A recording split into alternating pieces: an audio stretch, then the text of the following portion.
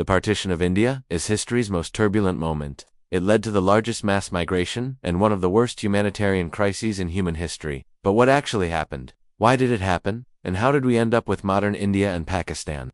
Before 1947, the Indian subcontinent was under British colonial rule, but by the end of World War II, the British were ready to leave. The question was, how do you divide a country with 300 million people?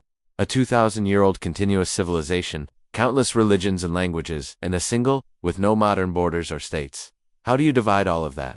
Well, the British didn't really care about the answer. They just wanted to get out. So they drew a line right down the middle of the subcontinent, creating two separate states, East and West Punjab, East and West Bengal, Assam, Bihar, and Orissa, as well as what would become Pakistan. But why did they draw this line here, and not, for example, up and down the peninsula? Well, it's because these borders represented a compromise between two major political parties in India at the time. There was the Indian National Congress, which wanted an independent India, but didn't want to be tied to Pakistan, and the Muslim League, which wanted a separate state for Muslims.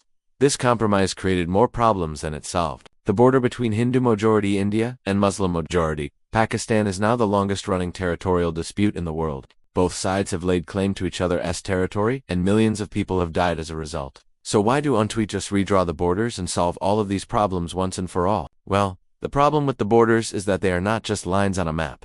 They are battle lines. These borders have been fought over for decades, and no one wants to give up an inch of their claimed territory. Furthermore, even if we could agree on new borders, where would those borders be? The current borders are the result of centuries of invasions, conquests, and compromises, not to mention personal fiefdoms. Just look at this map from 1944. Each color represents a different power, and there are so many colors it is impossible to keep track of them all. In fact, the only reason we were able to look at this map today is because the British came in and imposed their own brand of order on the subcontinent. In many ways, the British Raj was the first modern attempt to redraw the borders of India. And if you think that's complicated, just wait until you see our next episode on the partition of Africa.